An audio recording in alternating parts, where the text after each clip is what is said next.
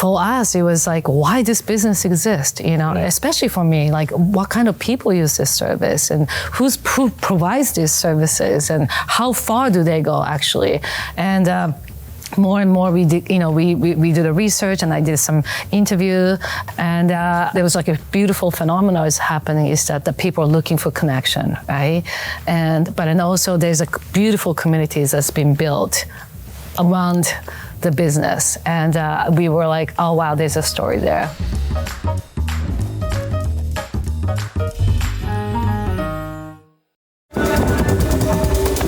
Konnichiwa.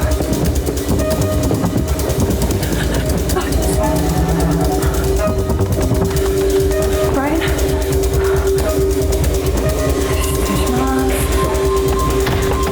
Brian? Shit. Philip? What's going on? No, nothing. Just I need a moment. How long's a moment? A moment. Just a moment. We need you downstairs now. I go. Listen. I'm sorry. I can't go through with this. Listen. All you have to do is sip sake. That's it. Well, it's a lie. I'm messing with people's lives. Do this to me. Hey, what are you doing? This is not a lie. It's an opportunity. The parents get the memory they want. The bride gets her freedom. If you don't go through with this, you will ruin her life. Do you understand? Get out!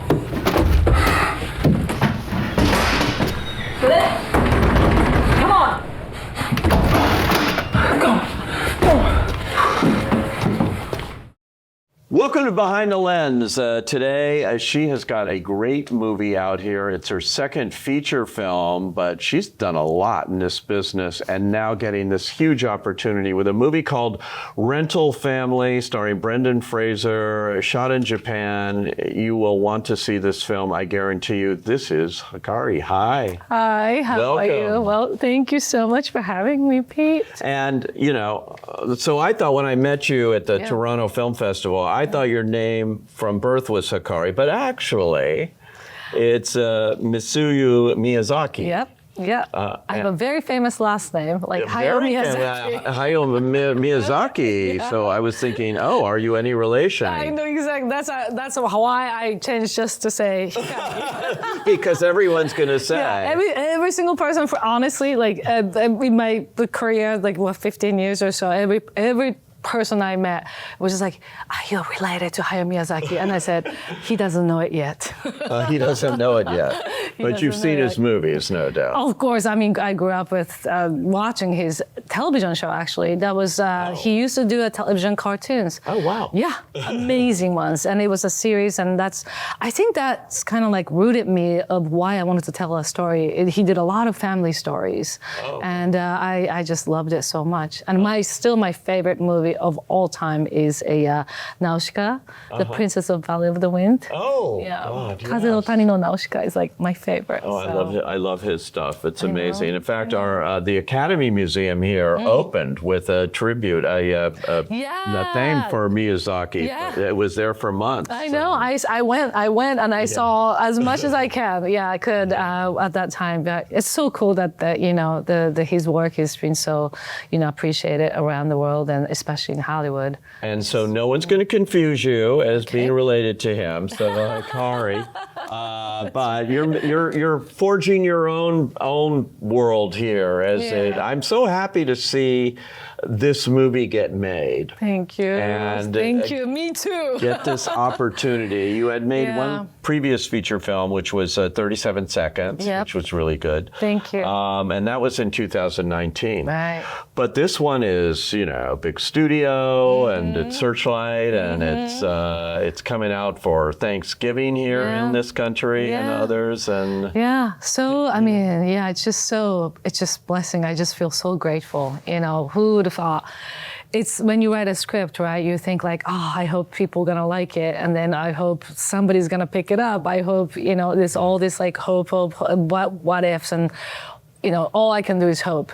But it was just very fortunate that the studio like Searchlight say we want to make it. Yeah. And, so how did you come up with this? Because to me, I'd never heard of this rental family thing in Japan. I mean, it sounded absurd, that actors... That was my reaction. Was it? Had you not heard of it either? I mean, you're from there. No, I did not know anything about rental family. Yeah. Wow. Because it's apparently in several hundred, there's several hundred of these agencies. Yep. I think the rental family business itself started in the 80s, and there's about 300 companies that provide similar services. And the way I find out was because my co-writer, Stephen Blayhat, he was just randomly looking for a job to do for Americans in Japan. Right. And he found a butler cafe where you can dress up like a butler and serve coffee to a Japanese customers, to a cuddling service, and rental family business was one of them. And he came after me. He was like, "Do you know anything about rental family?" I was like, "What do you mean rental family?" I'm Japanese and I don't know anything about it. Yeah. So we start doing, we start digging in and doing a research and for us, it was like, why this business exist? Especially for me, like what kind of people use this service, and who provides these services, and how far do they go actually? And more and more, we did, we did a research, and I did some interview, both surrogate to the actors, right? And I just really found there was like a beautiful phenomenon is happening, is that the people we find that the people are looking for connection, right? And also there's a beautiful communities that's been built around the business, and we were like, oh wow, there's a story there. Let's just figure out. There's really a story there, and it's beyond a story you might expect. You could have gone broad with this or something, but this is actually very funny in parts too. Thank you. But very poignant, and you really see that need, like you say, human connection, loneliness, all these kinds of things that people relate to, which is why I think it has been winning audience award after audience award at film festivals. I know. It's sort of the little movie that could, here. And that says to me, it's resonating. Right. What you've put on the screen here, people aren't seeing that much from Hollywood these days. Right. I think the concept of it is so foreign to all of us, right? Like a lot of people, especially when I go to the festivals, and which I love going to film festivals because I really get to see the audience reaction like right there, And at first I was nervous, like how people is going to react, individual, each countries, each cities, and it's so far everybody's reacting exactly the same way. That's so interesting. Yeah, and we also made this movie because we were kind of taking a look at isolations to like epidemic of loneliness, right? And I feel like our country, the world itself is just feels so divided, more so than ever. Oh yeah. And there's a war, continuously wars happening, and what's happening in this country as well. And we really wanted to find a way to connect people, just genuinely. Just instead of forcing this is a story that you have to watch, but really let the audience be in the shoes of Philip.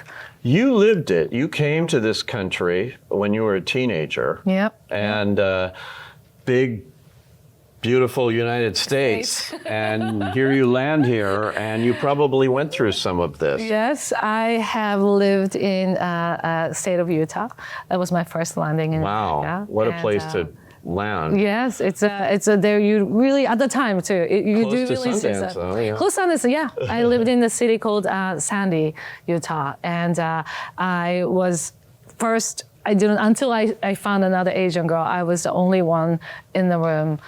There's nobody like looked like me, and what I found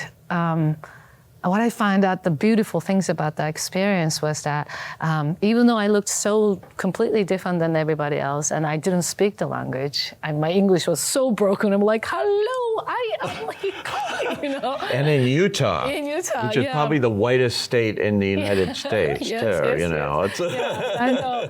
But the friends that I met at the time, it was just like I made such a deep connection with them, and they're to this day still my best friends. Is that right? Yeah. That's I have my host family is the same, and then So you created your own family. Yeah, and I just wanted to flip the idea And what does it look like if this American guy lived in Japan and surrounded by Japanese people? So it really comes from my own Which is experience. perfect, yeah, and having an actor, kind of like down on his luck and doing toothpaste commercials and all kinds of things and dressing a tree. the tree, Can't even lift a cup. right, which Brendan calls a wooden actor, but yeah.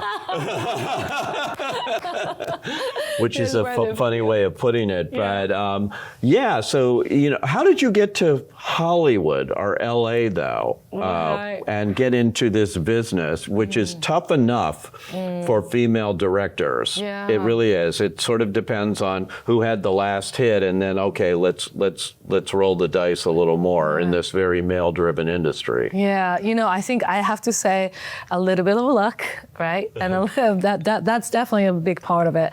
But I first came to Los Angeles after studying theater, fine arts and music and art in undergrad in Utah. Yeah. And I just came here to pursue my acting and become a professional waitress. And, A professional waitress? Waitress, you have to be a professional waitress. I didn't know there were professional waitresses. I thought they were all actors who are playing waitresses. Right, In this town. In this town, exactly. Well, whatever you want to call it, but I definitely was more professional waitress than some part of the acting. But wow. Where were you a waitress? I was working at a House of Blues. Oh, I used to go to the House of Blues. Oh, well, maybe I served you. That may be. It's not there anymore, but yeah, I know, which is sort of sad. Did you meet any celebrities when you were there? Yes, I befriended with Stevie Wonder. Oh. He called on my 30th birthday, sang me a happy birthday song. His happy birthday song? His happy song. And I was so drunk, I was picking up the garbage, and I'm like, pick up the phone, it's like, who's this? He's like, and he starts singing the song, happy birthday to you. I was like, who's this? Like a DJ going on, I'm like, who's this? And it's like, it's Stevie. I was like, what? Stevie Wonder? Whoa. And he was so, that's all from waitressing at the House of Blues. Yes, I served him one time, and then we became friends. And I helped him a little bit on his radio show when my first year at USC. Oh wow! And so you went to USC, I went to which USC, is the big cinema Exactly. school. So in between acting, I had to find a way to make a living. So I started taking photos, and then that led me to become a photographer. And I started shooting actors' pictures, and doing headshots or fashion, and then at what point I became a hip hop artist photographer, and and then from there I just really wanted to learn more about the behind the camera work, and I went to USC. I heard you were even a tour guide at one time.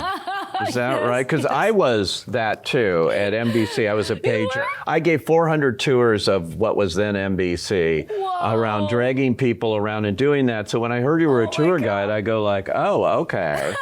I was a tour guide in Las Vegas. Oh my God. Yeah. Well, yeah, that's hard to be a tour guide. What, did you do one hotel or something? No, I covered every hotel. Like basically what you do is like Japanese people, tourists will come to Las Vegas. Most of the time it's a family trip or honeymoon, right? And I existed as agency. So I would just pick them up from the airport, driving this 15-seated van. Oh yeah. Talking, driving one hand. I will never do this ever again. Like driving one hand and having the cassette tape that is set to microphone. Oh my God. I just basically give a tour as I'm driving. Wow. And I just pick up the clients or customers on each hotels, and I just give a tour of Las Vegas. Every night. Yeah. Oh, for like cool. about 3 months I did. Were there fun places you took them? The one thing that I really liked to do was to go to like those haunted, unused old hotels. Oh yeah. Yeah, those are like really spooky ones, and you can't go into you can't go inside the business, the building or anything like that. But I was able to show them. That's but the haunted part of Vegas. It was really crazy. Like I would tell you, Anyway, those are gone. Those days are over. Whoa, okay. But you made your way here, and you made short films, and you did it, and you bunch of short films. Yeah. Found a way in. Yeah, I did. I made a drama. The first one was Tsuyako, the short film, post-war Japanese LGBTQ lesbian girls story. It was based on my grandmother. I made animation. I made a dance movie because I love musicals and dance pieces. So great, so do I. Yeah. But and now with Rental Family and in writing the script, I think you brought a lot of yourself into it as well. Your whole family history too, because part of this movie is about a mother. The father's not there, but she hires Brendan Fraser to basically play her long-lost father. That actually happened to you. Yeah, my mom used to lie to me all the time. She told me that my father was dead. And I found out when I was 7, he was alive because my neighbor told me that he left us. Oh my and God. At the time, I asked my mom, it's like, Mom, why? What happened to my dad? And the lady said that he left us for another, family or whatever. And she's like, okay, well, I'll tell you who your father is. And she pointed at the television and said, that's your father. And on TV? On TV, and there's a really handsome actor was playing. I was like, he's my dad. And wow. Yes, he's your dad. Really? But he wasn't your dad? No, I believe this is just like the movie Rental Family. I know. And then I find out that he was half American, half Japanese, and there's nothing Japanese American in me. I was like, you lied to me. And oh my God, she really did. This movie is sweet revenge, is what this is. Very much. Yeah, but at the time though, the single mom, right? She hustled all her life to raise me and my sister. And then what she asked me, the question she had was like, are you happy with me? Are you satisfied? Are you fulfilled? Right. Am I giving enough love? And my answer is, of course, And then she was like, I'm so sorry I lied to you, but, I just also didn't want to tell you the truth. And I, as a 7 years old, I got it, and I never questioned her after. And that I know that, I guess my way of making this story between the characters was, no matter what it is, there's always love. That's the base of it, right? She lied because she really thought about the future of her daughter, because it is challenging for some of the people with a single parent to get into a certain private school. And that's a fact. That's something we have to look into it, right? Do we really need to have both parents? I don't think so, So those moments like that, I just kind of have to let those people who are, who has the authority of making decision to say, what do you think about this? I don't think maybe you should think about how you're doing it. So they have a little bit of. And that's just one of the stories in Rental Family, but it's so interesting to hear it from the perspective of how you put the script together. Once you have a concept, then let's make it a human story. Yeah. Let's make it something that is universal. Yeah, absolutely. And that had to be, for me, I guess that was the reason why we really wanted to bring a Caucasian male person to live in Japan as well, because for this movie, because my first movie is all, 100% Japanese movie, I had a certain message that I wanted to share, and that I really thought that by making it in English too, right, would have reached out to a wider audience, and it really, that's probably happening, hopefully. And I think it's, again, importance of the connections that I really wanted to share, because the world is so divided right now. I know, and it's beautifully shot in Japan, all over Japan, actually. And the locations are great. Thank you. With a largely Japanese cast, other than Brendan Fraser. How did you get Brendan Fraser on board? Because he was looking post the Oscar and the Whale, what's he going to do? That's a big decision at a certain point. Yeah. He chose this. I know. That's a big compliment. Yeah. Because he could have gone any direction. Yeah, he could have. And but he's wonderful in the movie. Yeah. And it's a great anchor. Yeah. But you have a terrific Japanese cast here. All of them, from Takahiro Hiro, who is from Shogun. People will know. Yeah. He plays the owner of the agency. Mari Yamamoto, she's wonderful in it. Shannon Gorman is the kid. She's terrific. And it's our first time. And it's her first film, and she's so good in it. This whole cast, and Akira Emoto, the legendary Japanese actor, is the older man in this story that he's helping out, and he's so good. It's heartbreaking. I know. brilliant. I mean, he's somebody that I grew up watching. You know, I always said to my family, is like, someday I want to work with Emoto Akira. You know, I want to work with Akira-san. And he came to audition for us, and he never auditioned for it. I was going That to was his say, he had first to time audition? ever auditioned. Really? Yeah, and because you know he has to speak English. Oh, yeah. Right. So it wasn't like audition, but it was like a testing and see if that works or not. And he came in prepared. He was so ready, and we had this. I had him read the scene where he digs at the, his time capsule, and by the time he finished, we're all crying. It's so funny you say that, because I just read a story by somebody was talking about the casting of the Karate Kid, the original one, where Noriaki Pat Morita played that major role, and it got him an Oscar nomination. Yeah, He wasn't the first choice. They said they wanted Akira Kurosawa.